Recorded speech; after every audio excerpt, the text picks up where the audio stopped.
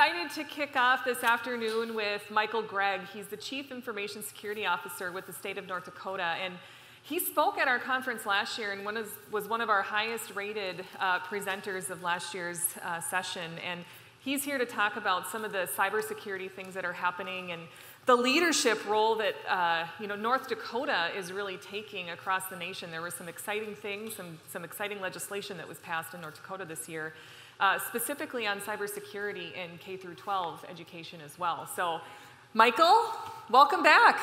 Thank you. Thank you for having me.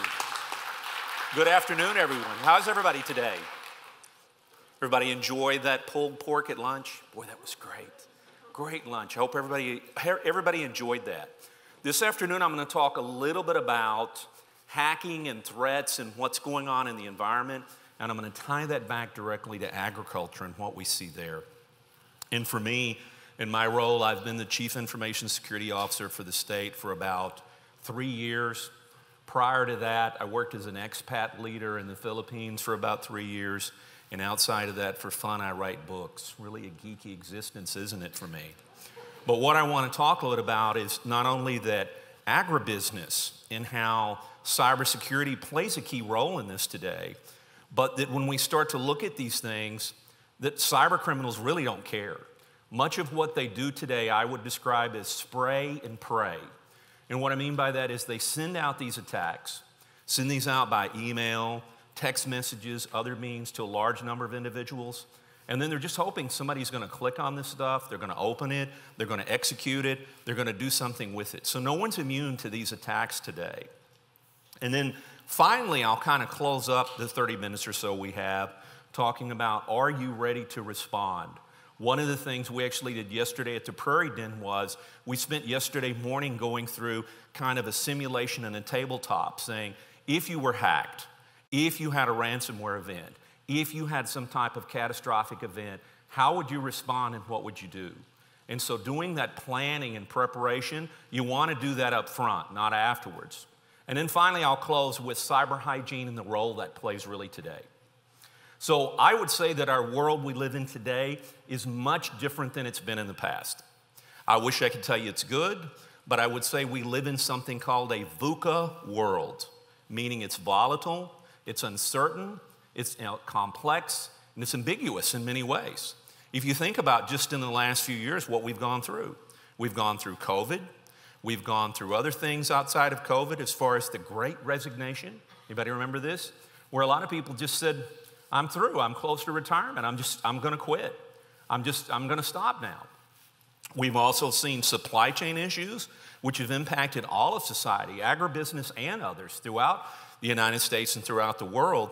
And then along with that, we've seen this thing called, anybody heard of this? It's called quiet quitting. It means you're still at your job, you're still there, but you only do the bare minimum. You don't do anything more than that. That's all you're going to do out of this stuff. You're not going to do anything more. And then finally, we've even had inflation that we've had to deal with.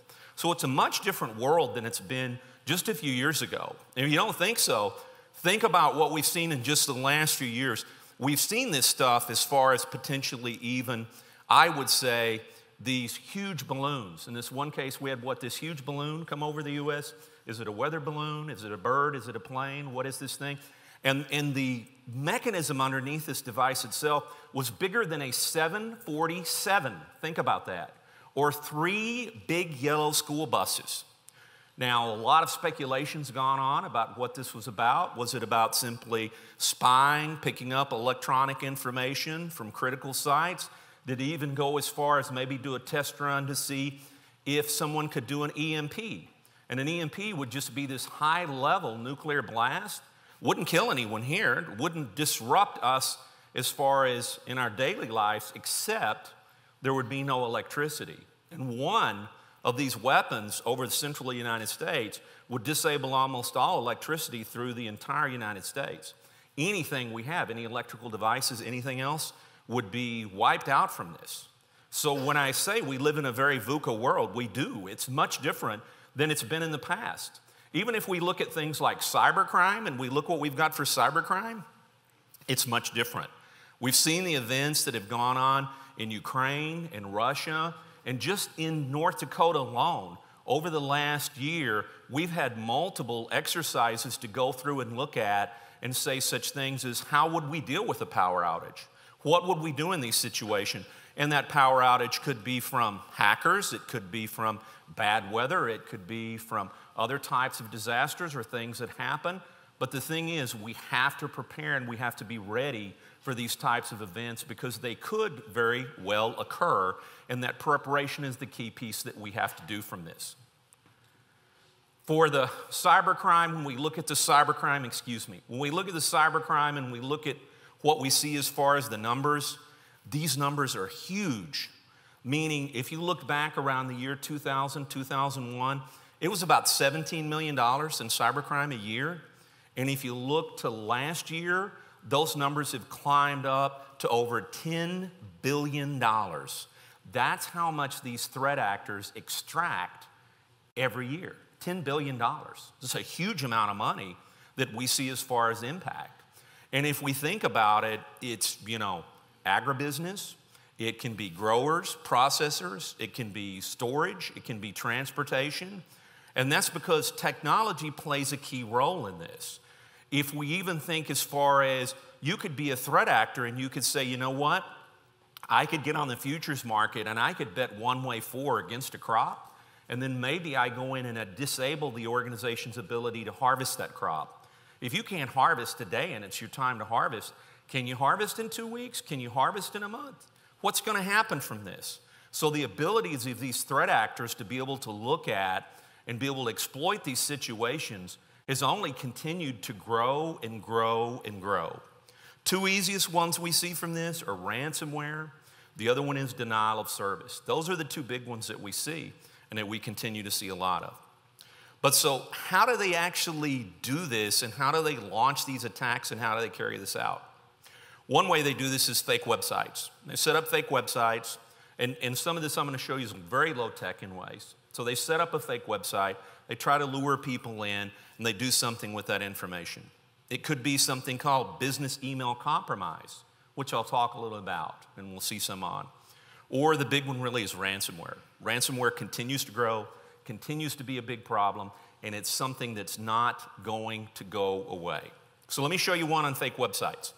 United States Postal Service just this year had a large number of their employees lured in to these fake websites, to this one in particular, had information on there about how they get paid, how the bank was going to handle the information.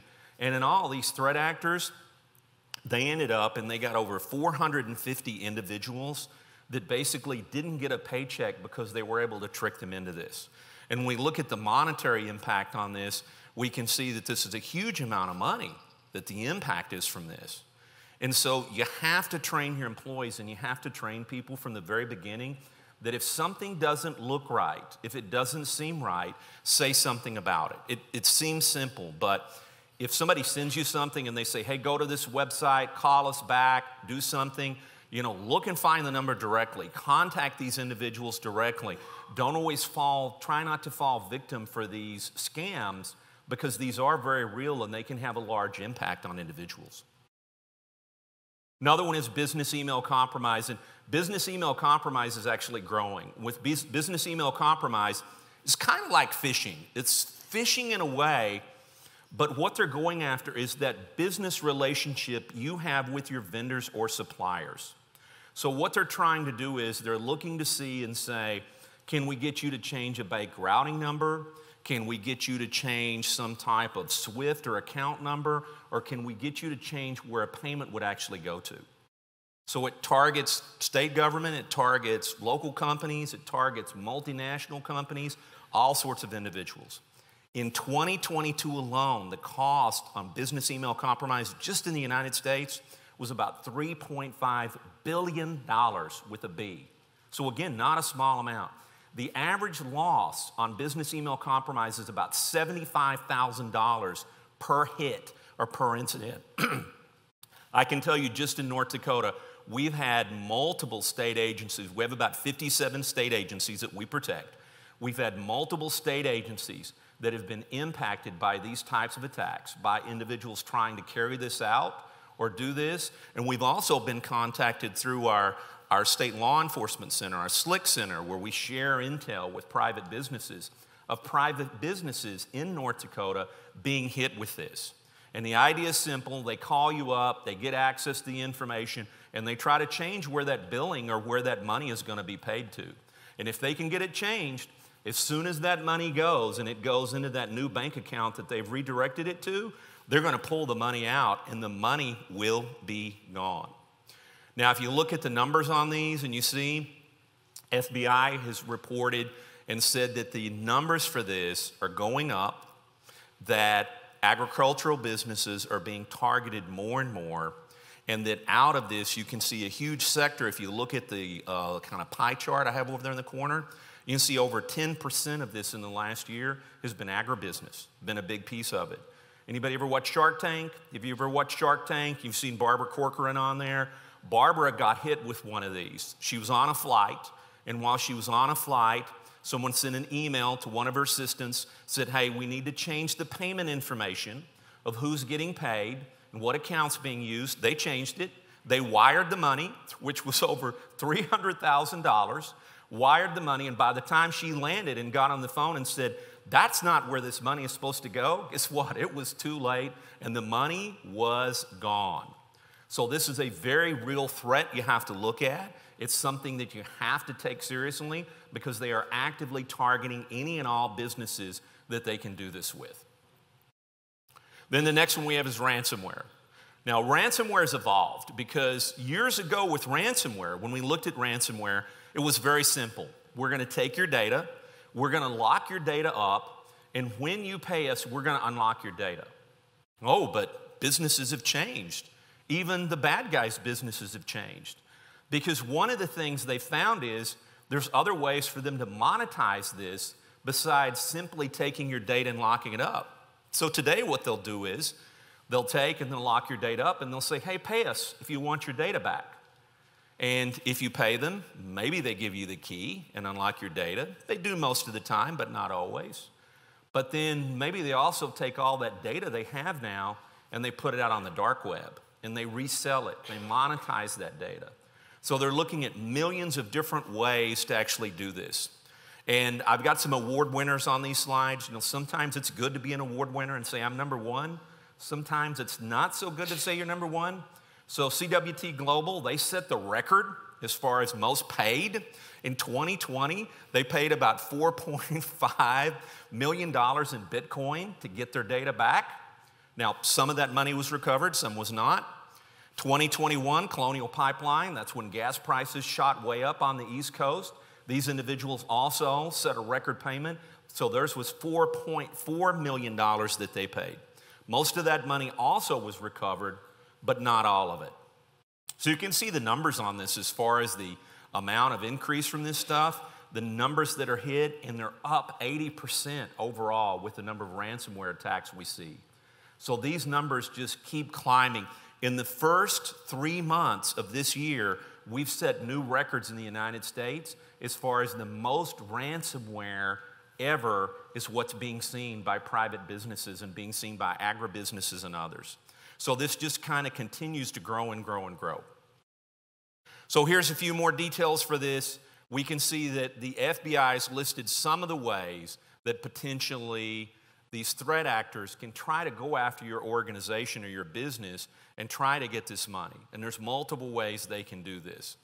And we can see the impact that ransomware is going to have, because if you're hit with ransomware and you're hit with this, it's not only that confidential information that's been exposed, but there's going to be a period of time that you're down and you can't operate your business.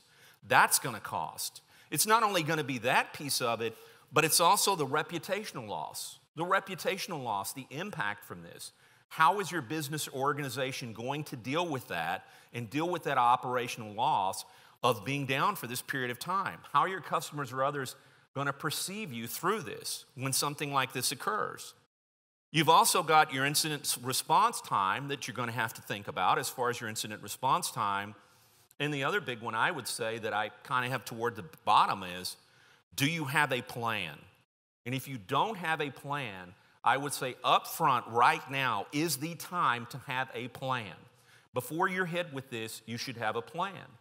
Just like if you think about if you're going out in the winter, you live in Bismarck or you live in Fargo, do you have the supplies you need in the back of your car if you slide off the road? Do you have some water? Do you have food? Do you have blankets? Do you have these basic things? You probably think about that before you go out on the road in the winter.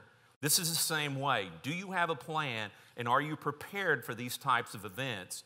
That's really where you want to go. So let me show you a couple of examples of agribusinesses that have been hit just this year from ransomware and what they've had to deal with for this. One is Dole. So Dole, very large organization at one point. They owned their own country in Central America, I believe, back late 1800s, early 1900s. Very large company. They were hit with ransomware February 2023. When they were actually hit, they had to bring in third-party help to help facilitate this. Now, if you have to bring in third-party help and you have to bring in individuals for this, those costs can vary, but look, let me be honest with you. That's going to be anywhere from between $300 to $500 an hour to have these individuals come in. And then on top of that, they're going to want a minimum, probably 40 or 80 hours to help you to come in and actually do this. They not only had the company data, but they also had the employee data, which then, guess what? They're going to put that on the dark web. They're going to monetize it. They're going to sell all your data to whoever wants it and whoever happens to be the highest bidder. They had to retain third-party outside resources to help deal with this. And they've spent so far, that they've reported publicly, over $10 million responding to this. So that's why I would come back and say once again, if you don't have a plan, develop a plan. Develop a plan, walk through it, spend that time and say, what would I do if this happened? Who would I call? Do I have the numbers of those individuals that I would call? Do I know who I would call from the FBI? Do I know who I'd call from local law enforcement or state? Do I know who I could contact to get help from this? Here's another one, Cisco. Now, this is not Cisco, the networking company, but Cisco, the food company.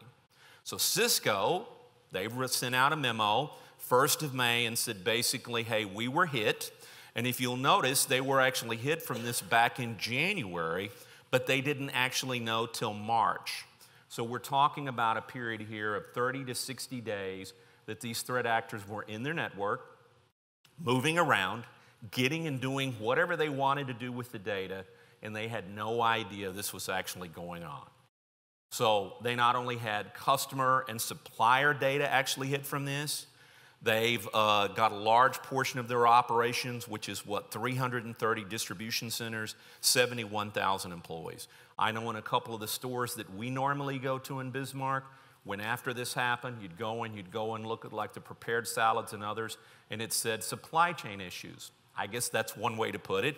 It's that these systems were down due to ransomware is what actually occurred with this. That's what was actually going on. So I'm going to go back and I'm going to repeat this again. Are you prepared for these types of events? I would say one of the biggest things you can do is start up front and ask yourself not only if you're ready for these types of events, but go out and do such things as develop the plan up front as far as what you would do, how you would handle this. Meaning, will you pay? Are you actually okay with paying the ransom? Is that something you've talked about with the leadership of your company? Did you want to do that? Or are you not going to pay? Some states, for example, you can see there I've got North Carolina and Florida, they've said publicly, we won't pay. We will not pay. If you hit us, we're not going to pay you. We're not going to pay you any money. Now, I'm not going to argue back and forth the concept of going one way or the other, but this is a discussion you should have because payment will not guarantee that you will get your data back. Usually does, but not always. And payment will also not their guarantee in that case that they will not release your data to others or sell your data to other individuals. Other one I would say out of this, a big takeaway would be, do you have a breach retainer? One of the big things I found was this. I mentioned that previous to this job, I worked in the Philippines.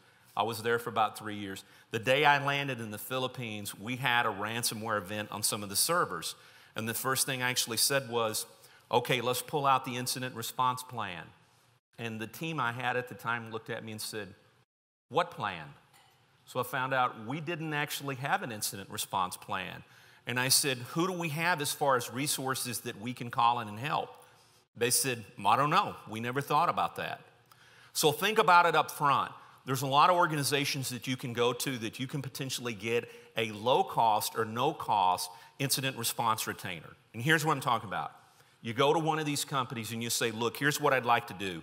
I'd like to find out how much it would cost me for 40 to 80 hours of breach response time. How much would that cost? You get a cost from them, you get a contract, you put it in place, but the contract only goes into effect at such time you need those services. If you don't need those services, you don't have to pay anything. Now, the advantage of doing this is really as follows. If you get breached, you now have a breach response plan. You have 40 or 80 hours or 120 hours of breach response from a team or set of individuals that you'd want to use. You also already have this through procurement. You have it through finance. You have everything in place so you could call those individuals on the phone and with hours, minutes to hours, have them on site available and helping you. If you don't do this up front, you'll have to figure out all this as you go. Other big piece is, do you have cyber insurance? And I'm not going to argue one way for cyber insurance or the other. Sometimes it's a good thing, sometimes it's not. It's like all insurance, but it's something you should consider, and the time to consider it is before these attacks occur or before these things actually impact you. Those are two key things that I would look at. The root of this problem, though, the other area where you can make a real difference is cyber hygiene. And cyber hygiene, by that I simply mean changing and working on your practices that you use every day. Passwords, good passwords, changing your passwords, making sure that your employees understand to watch out for the threats that come in by email. At the state, we have about 4.5 billion threats per year that we detect. We action on about 50,000 actual events per year, and out of that 50,000 that we actually action on, half those are by email. So half of what we deal with are threats coming in by email. Your team has to understand that. You have to have a program in place for this. And whatever software you buy, it has to be patched, it has to be updated, it has to be managed over time. Just because Windows 98 was good back in Windows 98 doesn't mean Windows 98 is good today. You've got to update this stuff. The other one I would tell you is strengthen your business practices where you can. So do such things as look at your security standards. Do you have standards in place? Do you have that response plan that I talked about? Do you have that? Have you tested the plan? You know, backstage we were talking before this, and one of the things I mentioned that I always liked was a quote from Albert Einstein. And they asked Albert Einstein one time, they said, if you had an hour to save the world, what would you do? And he said, I would spend 55 minutes preparing the plan and 5 minutes executing the plan. So my point is simple. Build the plan, talk to others about the plan, make sure you have something when these bad things happen that you can pull out the plan and you can actually start to say, this is what I do. And start working toward some basic security controls. And the basic security controls, the best thing to actually use is this one called the Center for Information Security Core 18 Controls. And these are considered the Core 18 basic security controls. And it's having an inventory, changing your passwords from the default passwords, patching your systems over time. If you'll see, they have these broken out into 18, but if you look up from 1 to 10, if you just have item 1 to 10 in place at the very basic level, the numbers on this show that that's an 80% reduction in risk.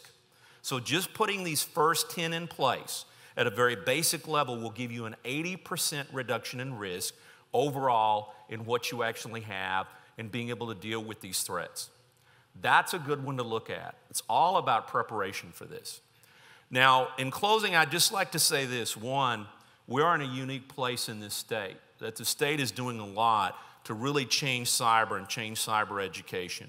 And we can see that with events like this. As we talked about backstage, North Dakota's now passed the first in the nation cyber education bill, 1348. So now every student, every year in their education from K to 12, have to have cyber education in it, every year. So we're building that next generation workforce. We're the first in the nation to actually do that. We've also now worked with, and we've just aligned with Cisco and Palo Alto. So Cisco and Palo Alto are going to give all their security certification trainings that they have for free. Anybody in the state of North Dakota that wants it. So there's a lot going on to try to recognize these types of threats in the state and try to build a better workforce where we're prepared for this. But if you're in farming, doesn't matter what you're doing today, you're not immune to this. Agricultural businesses are not immune. I've given you several examples, Dow and Cisco being two of agribusinesses being impacted against this. The numbers I showed you, if you look from 2001 to what we see today, numbers are way up as far as the amounts paid in ransomware and the amounts and the number of businesses actually impacted by this. Something like 37% of businesses in the last year report being impacted by ransomware in some way. That's a huge number if you think about it. That's almost 4 out of every 10 businesses that we have. You gotta have continued diligence for this. The way to do it is start with the basics. Passwords, user education, being careful what you click on in email, being careful what you do with vendor or supplier information. Anytime anybody wants that change, you've got to watch for it. And finally, we've got to work to improve this. We've got to work to improve our security posture. There's a lot we are doing, but we can always do more. Thank you all very much for your time here today and this afternoon, and thank you. Appreciate it. Thank you.